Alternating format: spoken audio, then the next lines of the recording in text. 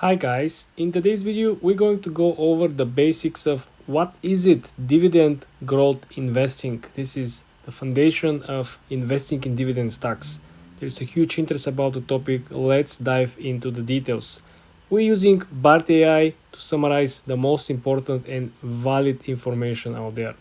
First of all, dividend growth investing is a specific strategy within the dividend investing that focuses on companies with a history of increasing their dividend payouts.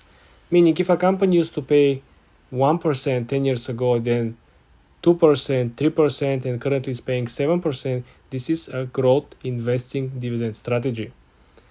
Investors aim to benefit from both growing income streams from the dividends and the potential capital appreciation of the company's stock.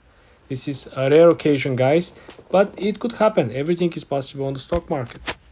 Here are the key differences between the usual dividend investing and the growth one.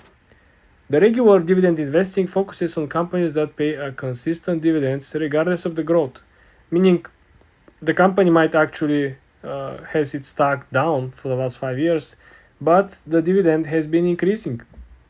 You can look AT&T, right? It was 8%, 7%. So the dividend has been fluctuating, but the stock price of the company has been going down.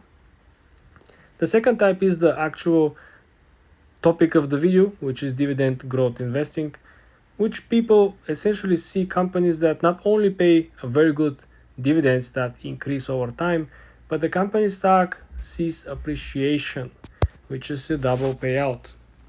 This particular strategy, guys, targets companies with very strong financials and healthy earnings, companies that are not simply relying on debt to grow in the future, because they don't necessarily bother about the market cycles, about the economic cycles. Technology companies suffer a lot when the interest rates are high, simply because they are over leveraged, and maintaining their current obligations with the higher interest rates simply is killing their future growth. This is why, guys, you should always do your due diligence, but now you know a little more about dividend investing.